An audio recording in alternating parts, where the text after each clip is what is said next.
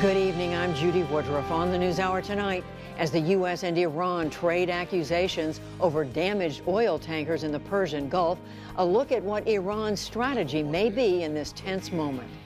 Then it's Friday. Mark Shields and David Brooks are here to analyze President Trump's controversial comments about receiving foreign intelligence on political opponents and preview the upcoming Democratic presidential debates. Plus, a second life for a Southern juke joint. How Clarksdale, Mississippi became a boom town by embracing its legacy of blues music. It's just really winding down. You can almost just see it winding down. So it's kind of like, well, you make it reliable, I can bring you tourists, blues fans. But they're not going to spend the night in Clarksdale if I can't promise them you've got music tonight. All that and more on tonight's PBS NewsHour.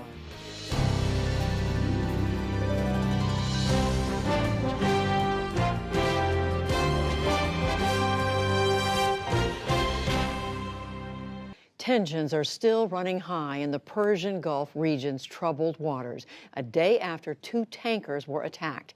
The U.S. military has released video that purportedly shows Iran's Revolutionary Guard removing an unexploded mine from one ship.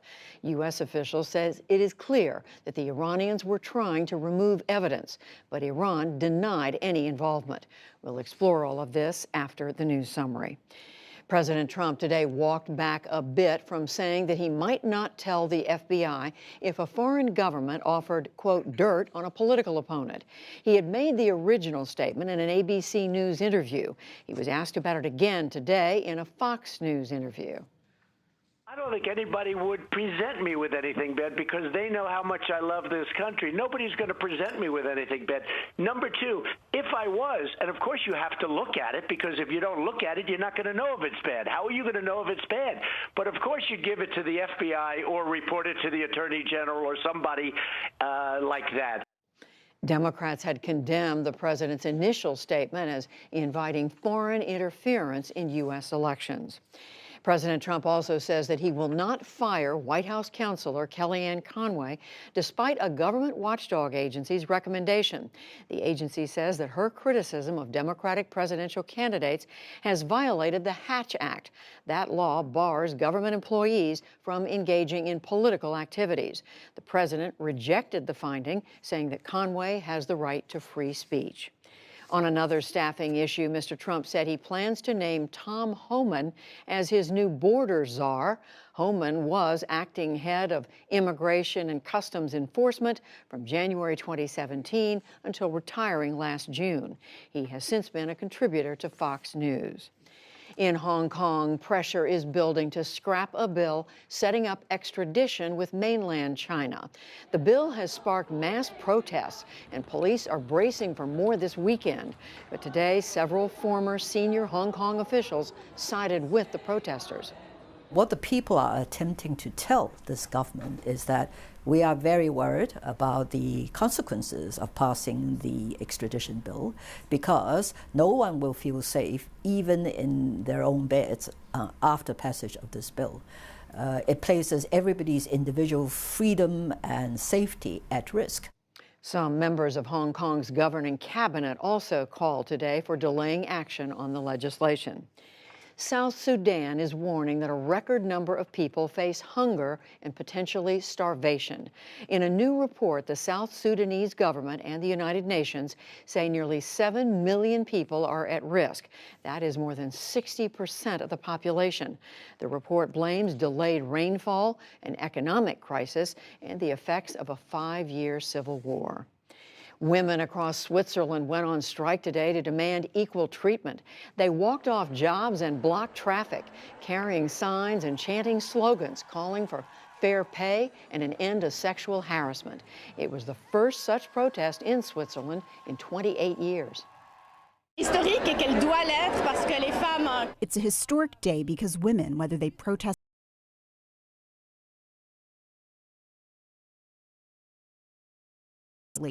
but we are still not listened to enough, not present enough in decision-making jobs. Women in Switzerland make an average of 12% less than their male counterparts. For the first time, a woman will lead the U.S. Navy's War College. Rear Admiral Shoshana Chatfield was named today as the school's new president. She has led a U.S. military command in Guam since 2017. Rear Admiral Jeffrey Harley was removed as the War College's president on Monday amid allegations of excessive spending and abuse of hiring authority.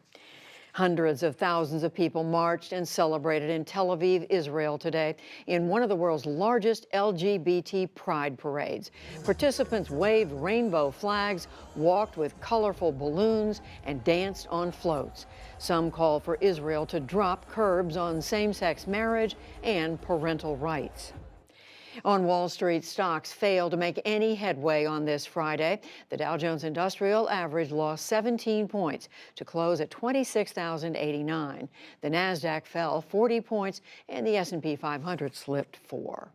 Still to come on the NewsHour, what will Iran do next as tension grows in the Persian Gulf? An inside look at the training school districts undergo to prepare for mass shootings. The 3 million lives at risk as Syria's President Bashar al-Assad steps up his bombing campaign, and much more.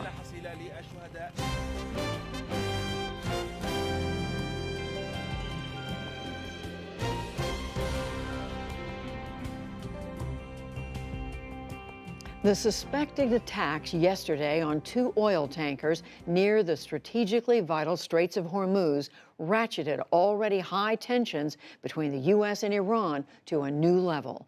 And global reaction has varied in markedly different ways. The United Nations Secretary General called for an independent investigation. President Trump says the U.S. knows Iran was responsible. Nonetheless, today he expressed interest in talks with Tehran. Japan's Prime Minister Shinzo Abe condemned the attacks, one of which hit a Japanese-operated tanker while Abe was in Tehran.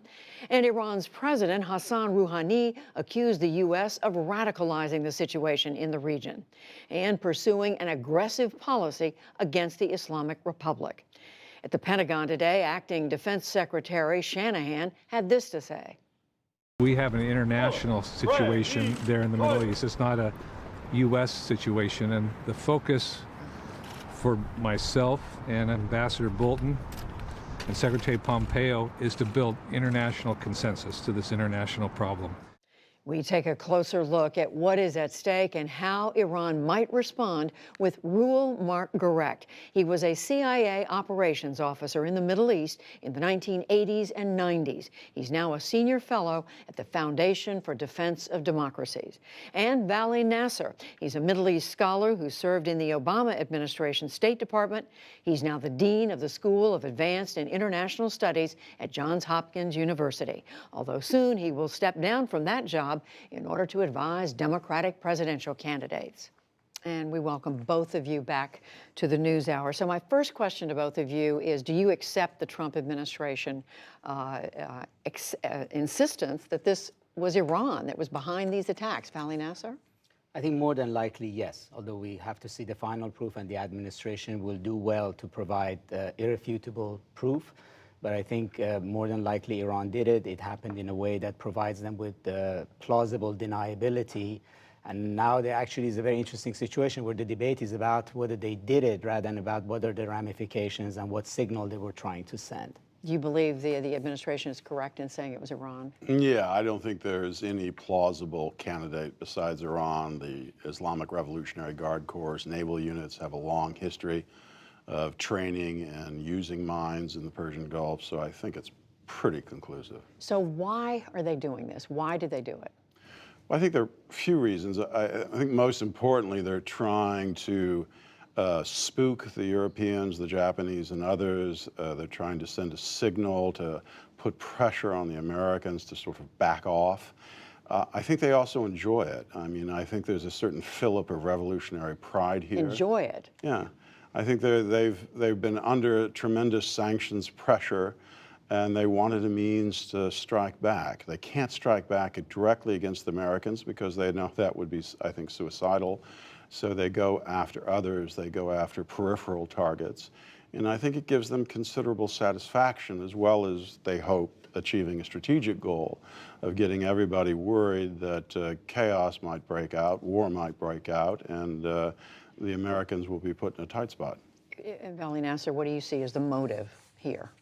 Well, I think Iran wants to show that it's defiant, that maximum pressure strategy of President Trump has not worked, and that they are also capable of resisting the United States and also escalating cost. And in particular, if this president does not want to go to war, Iran acting rashly, threatening escalation, could essentially turn the tables on the president.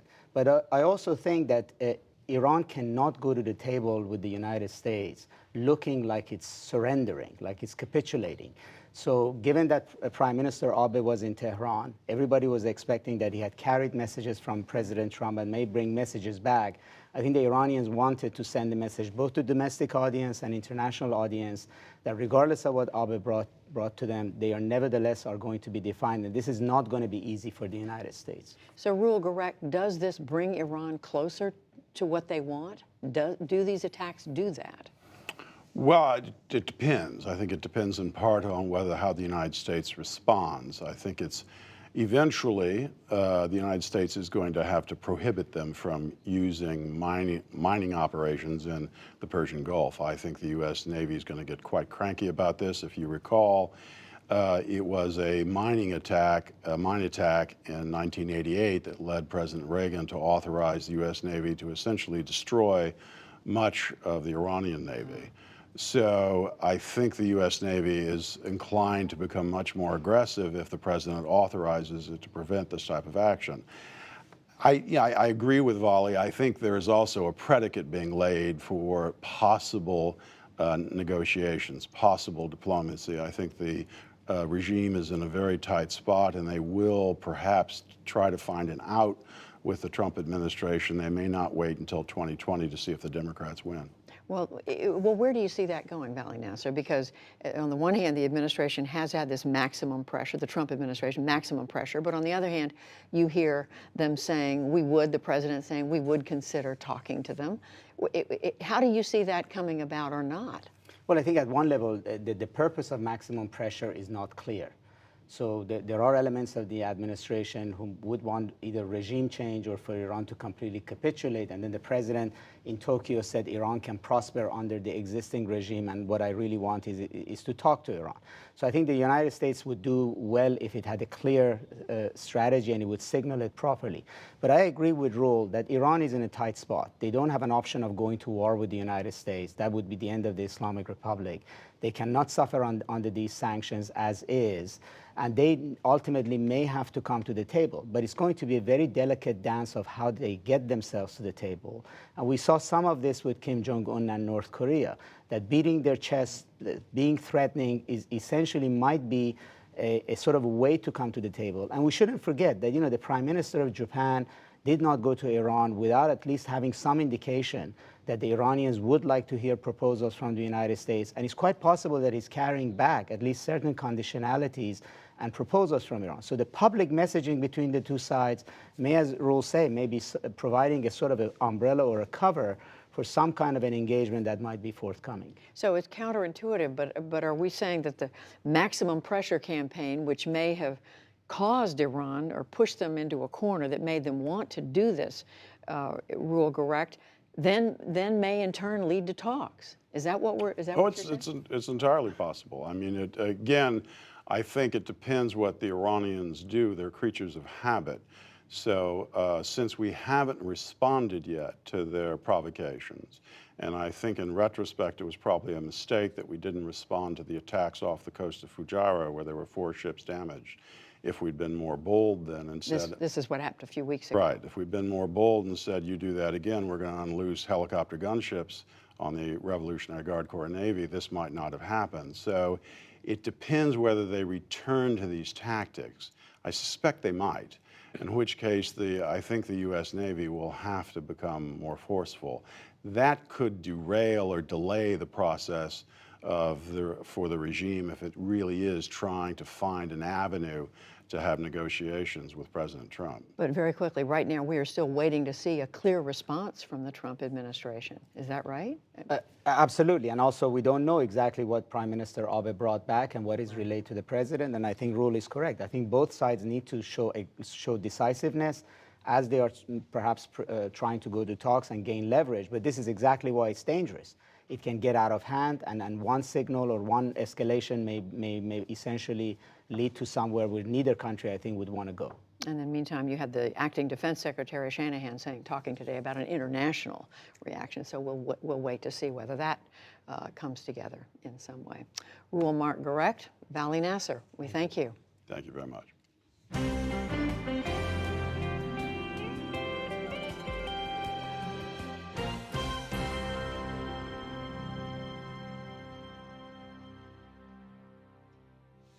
With an increasing number of school shootings across the country, school boards and administrators are struggling with how to prepare for the worst-case scenarios. As John Ferrugia from Rocky Mountain PBS in Denver reports, Colorado has become a center for developing school safety protocols that have been adopted in many districts throughout the U.S. Walking the halls of Platte Canyon High School in Bailey, Colorado is always bittersweet for John Michael Keyes. It is here he lost his daughter. In 2006, a lone gunman, a stranger, got into the school and took students hostage in a classroom. All got out but one, Emily Keyes, and she sent this last text message to her parents. You know, Emily gave us a voice, and she also told us what to say. I love you guys. It is from here that an idea emerged, a plan to save the lives of others. I realized that there wasn't a common language and common expectations of what to do in a crisis around the country with our schools.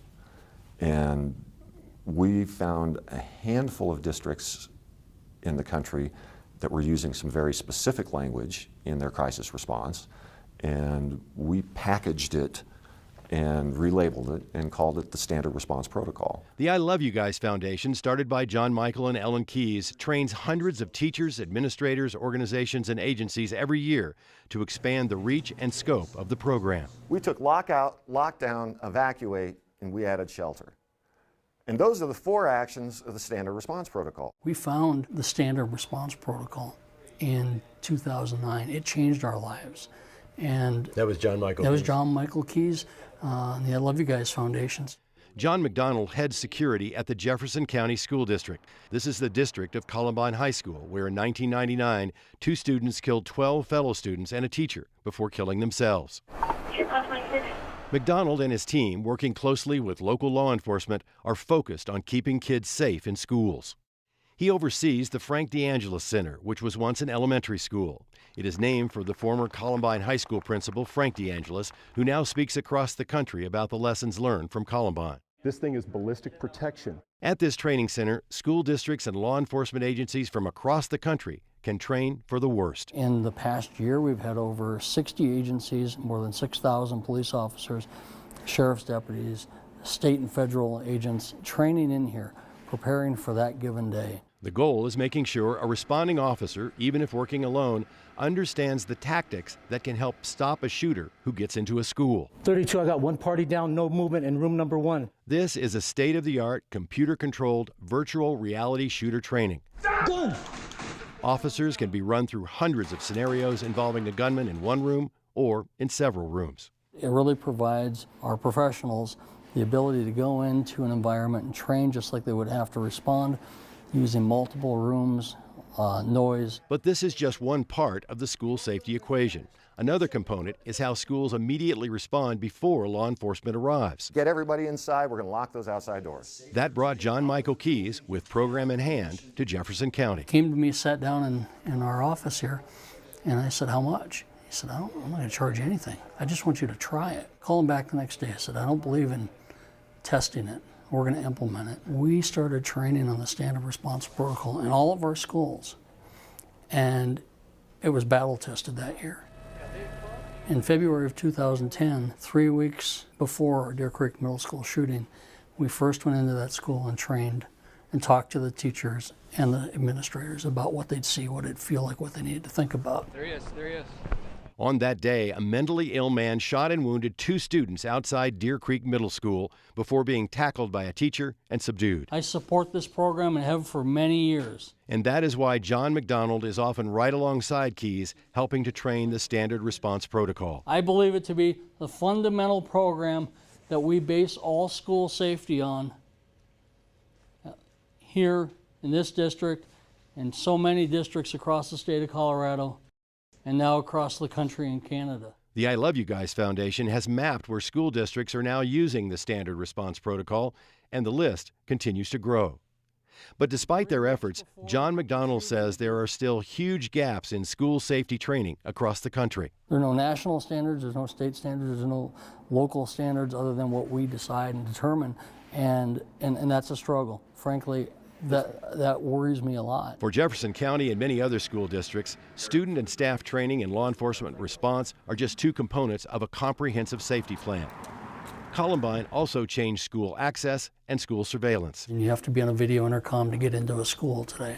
McDonald is committed to making sure they never let a gunman near or in a school. Video camera, robust surveillance systems that track people's movement, panic alarms inside schools that automatically connect with our emergency dispatch center here, and we are on the same radio system that all of our first responders are. And while he would not reveal the capabilities of the high-tech, high-definition surveillance system, he did demonstrate the lower resolution optics. If there's a critical incident in the school and we're locked down, our dispatchers can open the door the moment they see law enforcement pull up on scene. Remotely from here. Remotely, and that's a big deal. And he says these are safety measures for all district schools.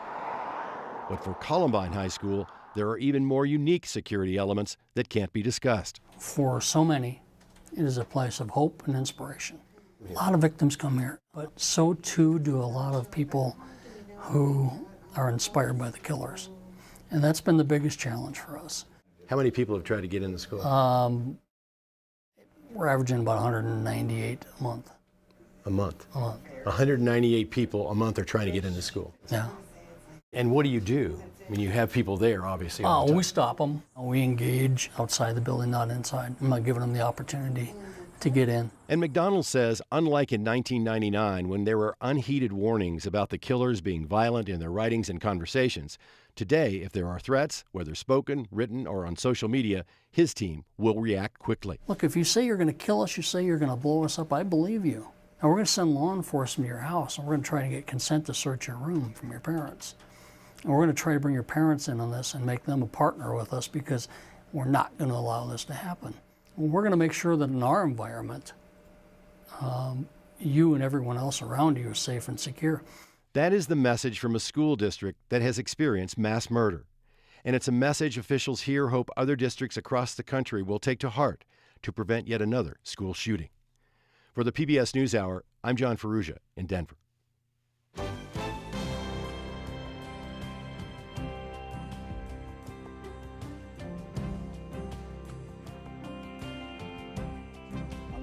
Stay with us. Coming up on the NewsHour, Mark Shields and David Brooks break down President Trump's controversial comments about receiving foreign help in campaigns. Plus, how embracing the legacy of blues music is reviving a struggling southern city.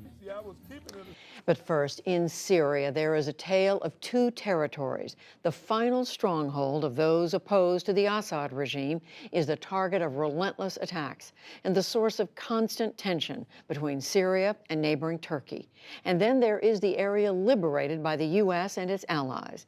As Nick Schifrin reports, each area faces unique and immense challenges. With the war in Syria now grinding into its 9th year, Bashar al-Assad has all but won the war and kept power with the help of Iran and Russia in much of the country. But the killing and suffering continues, especially in northwest Syria and Idlib province. Millions of civilians and tens of thousands of militants are under constant bombardment.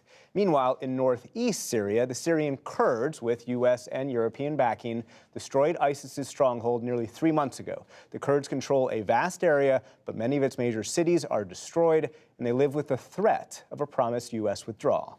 To update us on both regions, we welcome two people with deep experience covering the war. Hassan Hassan was born and grew up in eastern Syria. He is now a director at the Center for Global Policy, a foreign policy think tank, and journalist and author Gail Tsamak-Lamon. She's an adjunct senior fellow at the Council on Foreign Relations and just returned from her 6th trip to northeast Syria and is working on a new book about the Kurds. Welcome to you both. Thank you very much.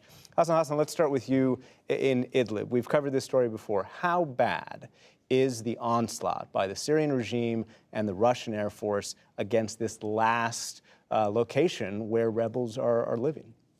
This is as bad as it gets. We were anticipating that the regime and the Russians will attack Idlib. We've been anticipating this for about a year now. So the offensive has been relentless. The Russians have been bombarding the areas nonstop for about 6 weeks now, but with very little military progress on the ground. So what is their hope? Are they trying to bomb these people into submission?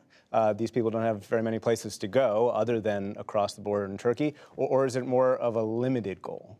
The campaign has been very limited. There are signs that the Russians have wanted it to be geographically limited. Iran has not been involved in the fight on the ground. And this is one of the major reasons why Russia has not managed to make any progress, meaningful progress, against the Syrian rebels in Idlib and in northern Hama. These are the two areas where the offensive has focused. It was probably they managed to take 1% and they lost around 1% as well. These horrific scenes that we're seeing in Idlib are not the same as we see in northern Syria and northeast Syria. Raqqa was ISIS's stronghold, a place where there were executions in the middle of the square. The SDF, the Syrian Democratic Forces, mostly Kurds with U.S. help, have taken over that city.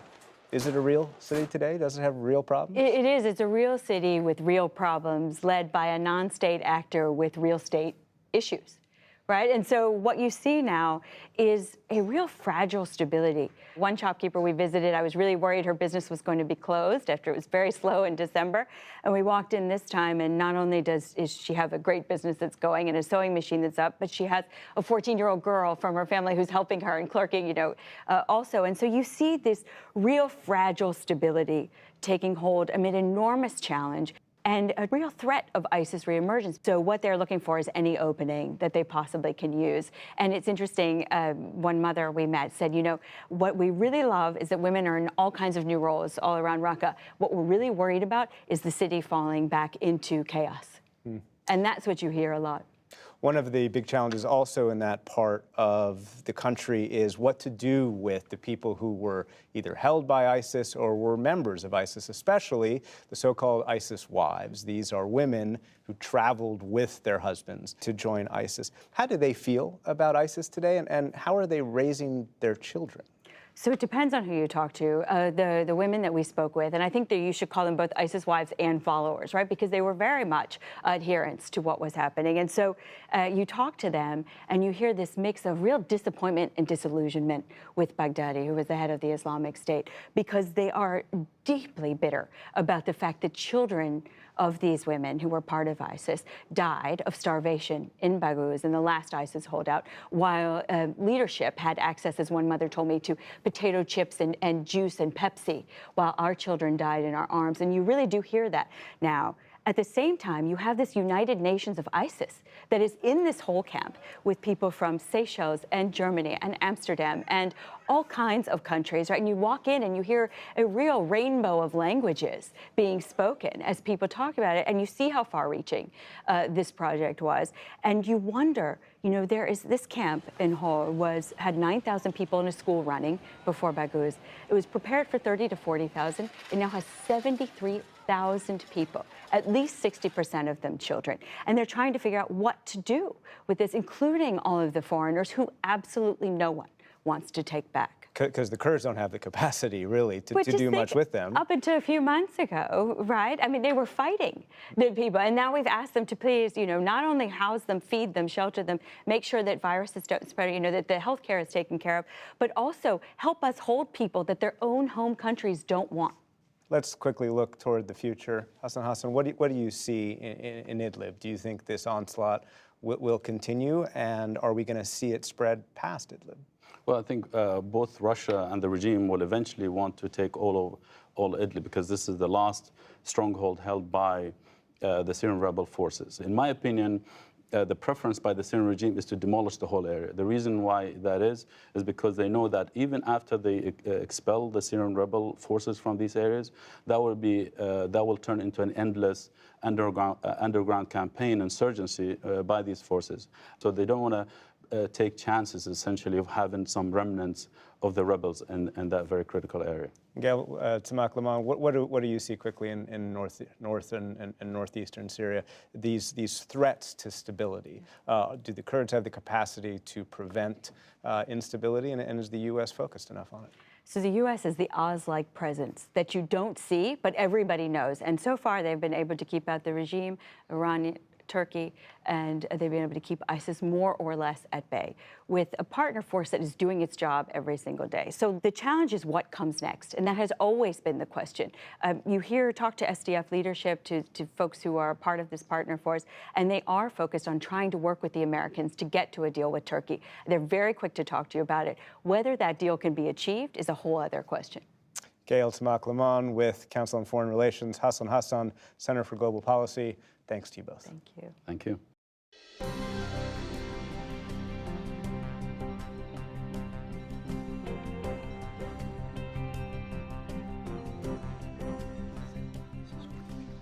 Back in the U.S., the stages are set for the first Democratic primary debates, and President Trump weighs in on accepting information from foreign governments about political opponents, which brings us to the analysis of Shields and Brooks. That is syndicated columnist Mark Shields and New York Times columnist David Brooks. Hello to both of you. So let's start with the story that has pretty much dominated the week, David, and that is President Trump saying in that interview, ABC, that if he were offered information from a foreign government about a political opponent, he wouldn't have any trouble taking it, and why would he report it to the FBI? Now, he's walked it back a little, yeah. But how serious is this?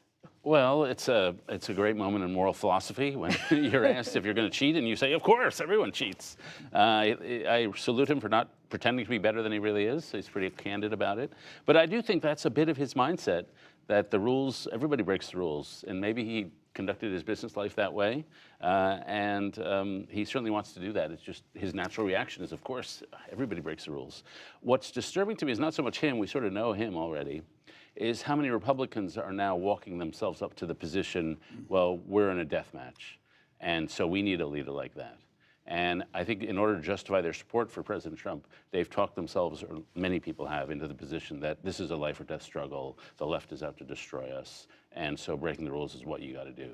And so that, to me, is almost a scarier prospect than the heart and soul of Donald Trump. So some Republicans have said that he made a mistake. Yes, but Mitt you're Romney right. and others, but some of the others, the people who are supporting him, it's the ends justify the means argument. Mark? Yeah, I agree with David. It strikes me that the president remains unchanged in a changing world. Being president has not changed him in the least. Even Warren Harding, not a particularly thoughtful or self-reflective man, said the White House is an alchemist. It finds what your strengths are, in his case, finds what your weaknesses are. Donald Trump said in that interview with George Stephanopoulos, I've heard a lot of things in my life. I've never gone to the FBI. I mean, he was talking as a New York real estate guy. He's never made the transition to, I'm thinking, is it good for the United States of America? Is it good for the working families? Is it good for world peace? Or whatever, that a president is supposed to think through that prism. It comes right down to, is it good for me? And with David's point, hey, get a little advantage over my opponent? Yeah, you better believe I'll do it. What am I, a sissy, a snitch that's going to go to the FBI? And it really is sort of a sad moral judgment. The other thing I just point out is ABC. It was ABC's story, and ABC today broke they revealed the Trump state polls at this point. I don't know if you saw that, but he is now trailing Joe Biden by 16 points in Pennsylvania, by 10 points in Wisconsin, by 7 points in Florida. So, I mean, we're looking at the cusp right now, given those kind of numbers, of a campaign that literally would do anything. Which the president, when he was asked about those polls the other day, said that that's not correct. That's that right. His polls show that he's ahead in every state. And these are his polls that have been revealed today. But David, to your point about Republicans being on board, I mean, the fact is you have mainly Republicans holding up efforts in the Congress right now to tighten election security. So this is having some consequence here. Yeah, and this is Mitch McConnell. And, you know, frankly, I don't, you know, the federal government has already authorized $380 million for the states. One of the bills would give them another $1 billion. And so I don't really know what the right spending level for this, but you would think, given what we've been through and the seriousness of what we've been through, that you'd want to err on the side of preventing the corruption of our electoral system, which has happened, which we know was going to happen again from multiple sources maybe. The Russians doing something different than they did last time. And so you'd think if we're going to spend whatever, hundreds and hundreds of billions on defense, on our military defense, $1 billion to defend our electoral system doesn't seem to me an outrageous expense. And so it seems like something they should be doing. And you get the impression Mitch McConnell doesn't want to do anything that will annoy Donald Trump. Yeah, Mitch McConnell has been constant in this. He's no Johnny-come-lately. He was the one voice, you recall, in the leadership in 2016 when the leadership of the Congress unanimously agreed with the Obama administration to go public on the revelation that Russia was already deeply involved in the systematic undermining of our electoral process. He resisted it and as a consequence, stopped it. He is now stopping the reforms. I mean, even Roy Blunt, the chairman of the Rules Committee, has been quite candid about this. I mean, the fact is that in a secular democracy, the closest thing to a public sacrament is a national election. You know, when you're starting to tamper with that and trifle with that, I mean, we went through it in 2016. We saw what happened when there was strife and disunity nurtured in the Democratic side between Sanders and the Clinton campaigns by those emails. Party chair was forced out, and Donald Trump himself 140 times mentioned WikiLeaks approvingly during the campaign. I mean, so there was a play, and the Mueller report committee investigation confirmed it. But at this point, nothing is really moving that would change. Thanks to Mitch. That would protect what we've gone on. Mark, you mentioned the polls. The Democrats probably brought a little spring to their step, but we know these polls are temporary. Today, David, the Democratic National Committee announced that they've got their first debates coming up next week, and they're divided into 2 nights because there are so many candidates. The Democrats, the party, said, okay, the most we're going to allow on the stage on any one night is 10. So they've got 10 one night and 10 the next. Today they drew names, and we can show you the lineup now. On the first night, June the 26th, they're going to be these 10. I'm not going to name every single one of them, but I can tell you that this is Elizabeth Warren is included here, Beto O'Rourke, and then the others, Cory Booker and Amy Klobuchar and a number of others. The second night, you have, frankly, several of the front runners, Joe Biden, Bernie Sanders, Pete Buttigieg, Kamala Harris, and others. Is this a lineup, David, that tells you something about what we can look for or what? I mean, the party was clearly trying not to have an adult night and a kid's night. Right. Now, and it's 10, it's a minion, so it's an honor to Jewish tradition that you get the minion of Democrats. Yeah, I think the short answer, I don't know, the first thing is it's bad for Elizabeth Warren, because the better night is the second night. You got Biden, Buttigieg, you've got Sanders, you've got 3 of the top tier, and then some of the wild cards who and as well as Kamala Harris. So if people are going to watch one night, I suspect they're going to watch night 2, but of course we'll all be watching both nights. Both nights, and so the second thing is, and hearing from the campaigns, is usually going to a debate with some strategy, like who you're going to say what to. But with so many, there's no strategy. It's just, you can't pick a strategy because you don't know what's going to happen. There'll be 10 of the people on the stage. 2 hours each night. And then it'll be another 10 the next night or some other time. And so it'll be a little more parallel play, I think, with the candidates not trying to react so much to each other, but just trying to shine their own solipsistic self. All right, match solipsistic. Their own solipsistic. Oh, wow. Boy, that's a PBS word. Yeah. But Mark, I mean, does this lineup foretell something special about this, or is it just there's so many? It does, Judy. And I'll tell you what it says. If you're going in at your 2-3%, this is your night. I mean, you've got to say something that's memorable. That's what it is. Now, that is maybe good news for a candidate, maybe bad news for the party. I'm going to make the boldest assertion. I'm going to take a position that's far out to the left and challenge everybody else to do it. But I have to do something that's memorable. I want to bell the cat. I want to go after Joe Biden or one of the front runners or Elizabeth Warren in the first night. I would say Elizabeth Warren's probably got the best position because she has the first night, and out of curiosity, a lot of people will turn in. But no, I think that's the risk. And plus, it's the reward. I mean, you do something that's memorable. I remember 1988, the Democrats, the 7 dwarfs, 9 dwarfs, or whatever they were then, when Bruce Babbitt, who was a dark horse, the governor of Arizona, stood up and said, we're going to have to raise taxes. We know that after Ronald Reagan, and I know we're going to, and I'll do it as president, and I'll stand up and I, challenge the rest of you to do it. And they all the others sat down. And of course, he was right. He was the only one. He was the only one who did it. Did he get the nomination? I'm trying to remember. No, he didn't get the nomination. But I mean, you have to do something to roll the dice to get the attention. Yeah. And the good news for the Democrats, I left out a syllable from solipsistic. Yeah, that's right. But Mark and I noticed. Yeah, we didn't want to say anything. The good news for the Democrats is all these people qualified.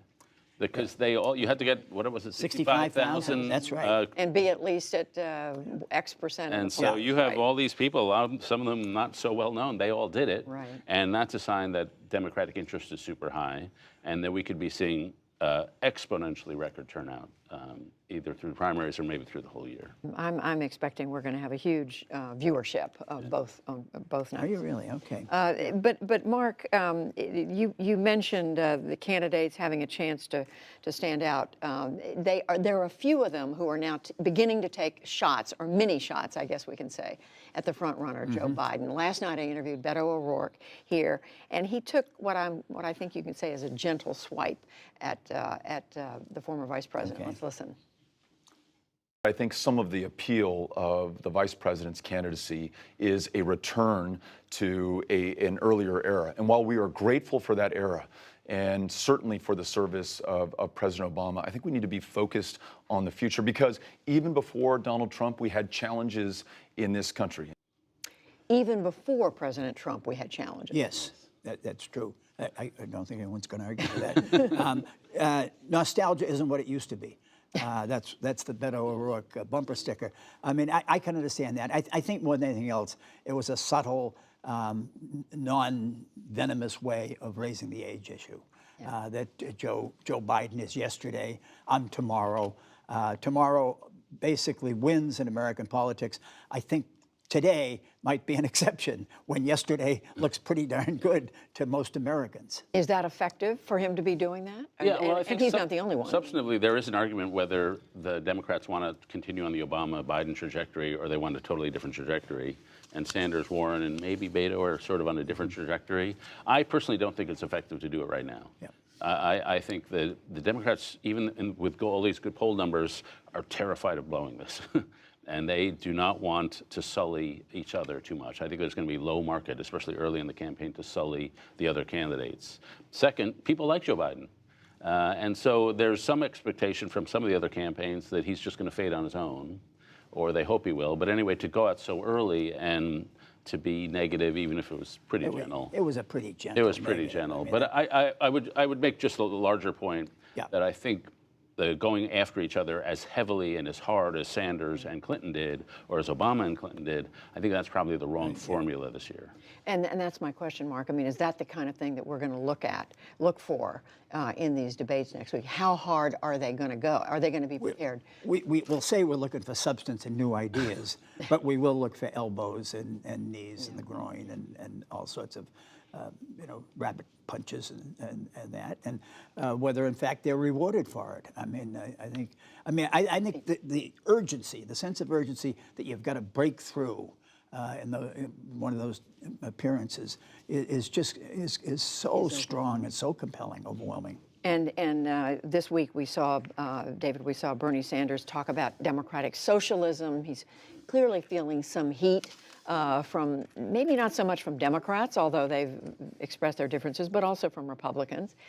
Is that something he needs to do right now? Yeah, I've certainly heard it from Democrats that we're not all socialists. We don't want to be the Socialist Party. I don't think he helped himself at all. I mean, he didn't describe what kind of socialist he is. He's just a socialist who wants to continue the New Deal. I wouldn't call that socialism. The key issue is what do you think of capitalism and how much would you interfere in the market? Elizabeth Warren makes very clear she's got some pretty progressive policies, but she wants to reform capitalism, not do away with it. And Sanders is never able to define the left where he won't go. Whether it's Venezuela or whether it's the Nicaraguan regime, the Sandinistas, he'll never say those people are not me. And so without drawing that boundary, Trump can say, look, he's as socialist as you want to be. So I don't think he did a very good job of defining what he means by socialism. Well, he'll have a chance to do that next Thursday night on the debate stage. Mark Shields, David Brooks, we'll be talking about that next Friday. Thank you. Thank you, Judy.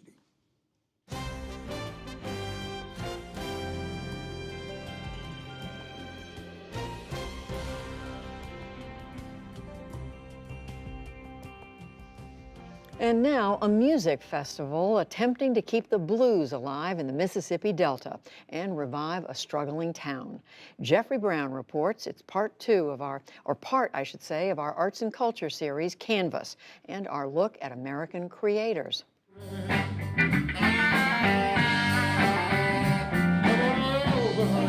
A rainy Saturday night in Clarksdale, in the heart of the rural Mississippi Delta. At the new Seed and Supply Company, Anthony Big A Sherrod is holding court.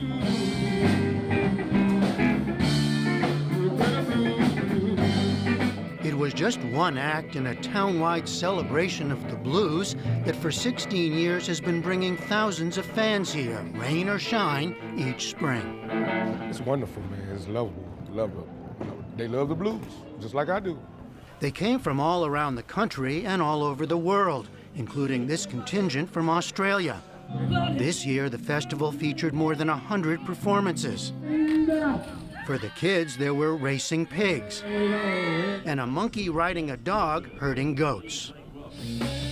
The festival takes its name from juke joints, informal bars and music venues once scattered throughout the African-American South, as an answer in part to whites-only clubs. A rich history now in danger of being lost. Red's Lounge is said to be one of the last true juke joints in Clarksdale, and on a Friday night was packed as Frank Rimmer dazzled on guitar.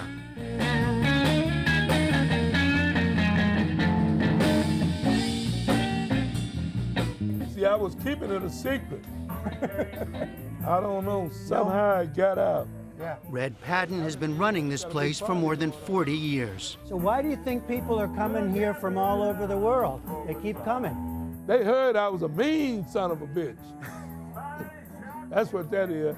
No, really. Why are they coming to Clarksdale? Why are they coming to Red? Well, it tells a story, man.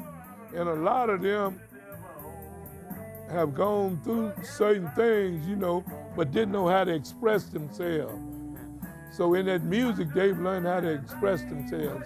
Clarksdale sits at a very famous crossroads of blues history, where Route 61, which runs from New Orleans to Memphis, St. Louis, and beyond, meets Route 49, which runs across Mississippi. And it's where, according to lore, blues legend Robert Johnson sold his soul to the devil to learn the guitar. It's home to the Riverside Hotel on the south side of town, where singer Bessie Smith died after a car accident. And it was once home to legends like Muddy Waters, Sam Cooke, Ike Turner, and many more. That's me, I'm Roger. Juke Joint Festival co-founder Roger Stoley grew up in Ohio as a fan of the music and moved here in 2002 to open Cathead, a record store. He says the downtown then was dead and live music was struggling to be heard. It was just really winding down. You could almost just see it winding down. So it's kind of like, well, you make it reliable, I can bring you tourists, blues fans. But they're not going to spend the night in Clarksdale if I can't promise them you've got music tonight. Today there are new cafes, restaurants, hotels, and live music across town, including at many new venues like Ground Zero Blues Club, co-owned by actor Morgan Freeman. Economic challenges remain, but cultural tourism has been a major factor in the growth. You could fire a cannon down the street and not hit anyone. John Henshaw is an economist based in Melbourne, Australia. He first passed through here in 2001 by accident and has since returned 22 times. Now he's written a book about its downtown redevelopment and lessons for other small cities. Well, to have something you can authentically promote.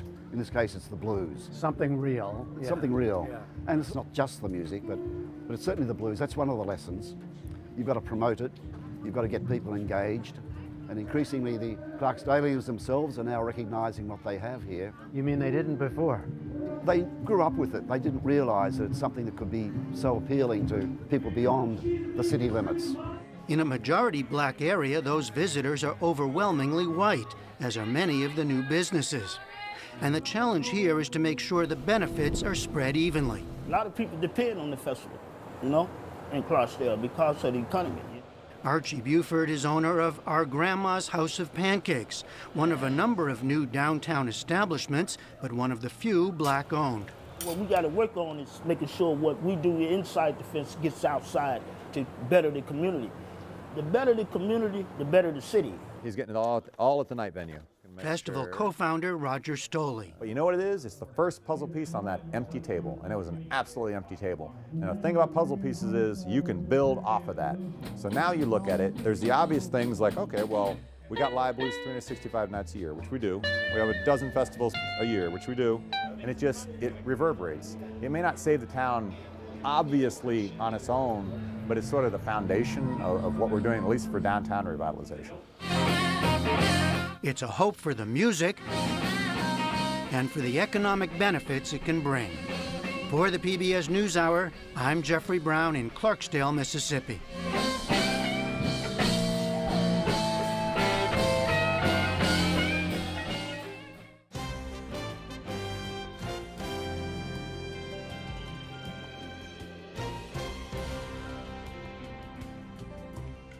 Tonight, PBS American Masters presents Terrence McNally, Every Act of Life, a documentary on one of the nation's leading playwrights and writer of the Broadway musical, The Full Monty.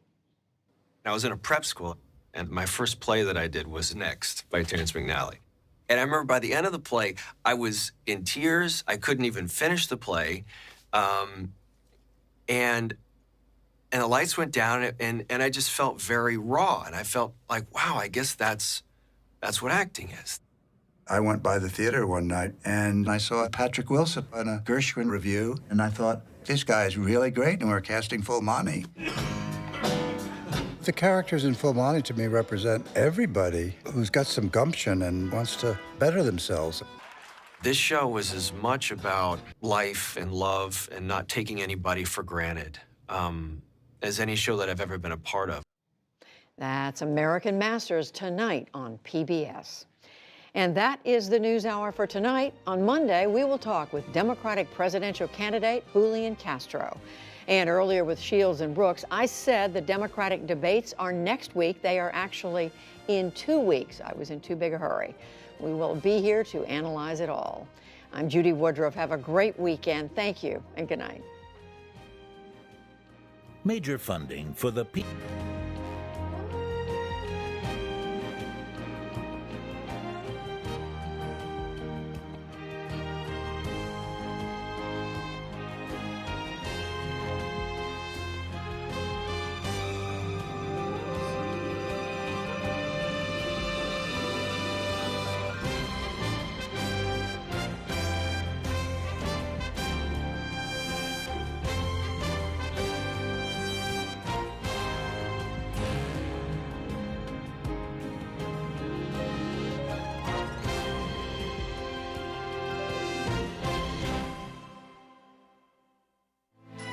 You're watching PBS.